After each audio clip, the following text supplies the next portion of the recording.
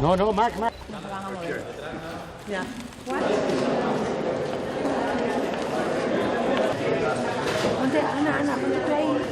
Well, directing, I really do enjoy making films myself. I've only made one fiction film. I've made a couple little short films and things like that. But it was probably one of the most exciting experiences that I had, was to go off and make my own film. I was really fortunate to have really good creative people around me. I think,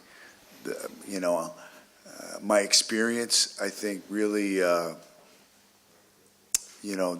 really helped me out, really helped me while I was making the film.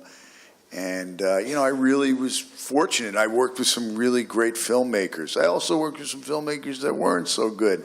And I learned from my experience. And so by the time I got to the point where I was directing a film, and, I was really grateful to be able to do it. And I didn't take it for granted at all. I enjoyed the experience. I enjoyed working with other people. Well,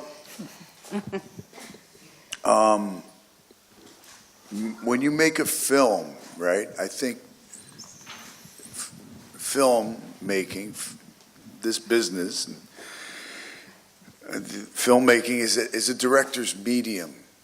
It's a director's medium. There are great screenwriters, there are great actors, but the medium of filmmaking is a director's medium. And so I can only be as good as the filmmakers that I'm working with. And, and I put Lars von Trier at the top of my list of directors that I've worked with.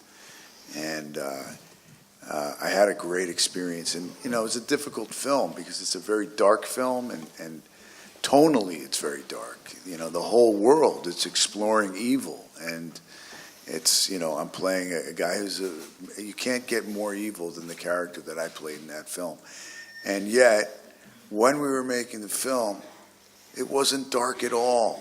There was so much good energy and discovery, and I was learning, and we were taking chances, and it was all because of trust.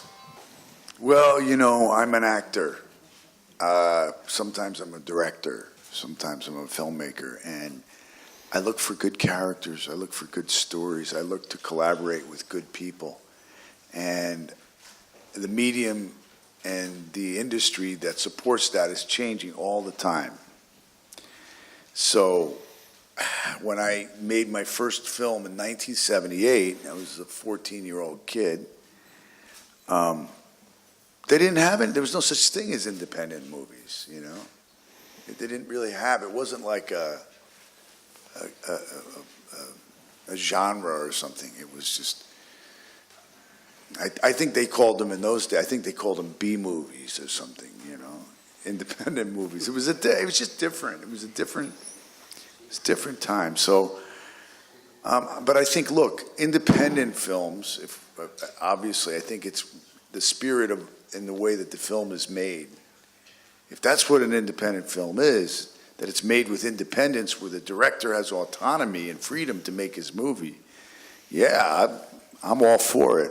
I don't know if I'm representative of it, because often those movies, you got to make a living too. You know what I mean? And sometimes you're making those films, and you do it for love, not for the money. That kind of thing.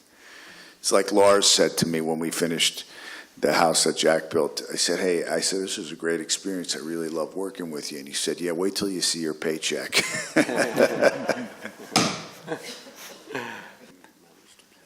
¿Tuviste que hacer algún esfuerzo especial para meterte en lo que querían las von Trier? ¿Le entendiste bien desde el primer momento? I had no idea what he wanted me to do. No, we talked a lot. We actually did talk a lot about the film, I still never was totally clear why he wanted me to play somebody who killed 67 people. Yeah. But I'm glad that he did, because it was a great experience, and he's a really brilliant man, but he's also, and people often think of him as being, you know, oh, he must be a tyrant or something to work with, and I found it to be, couldn't be further from the truth. And I found him to be really an honorable person, and just a lovely person to collaborate with. He's a very creatively unique individual. Y mi experiencia creo que me ayudó. Yeah, no, or in general. Generación X, ¿qué queda de esa generación X?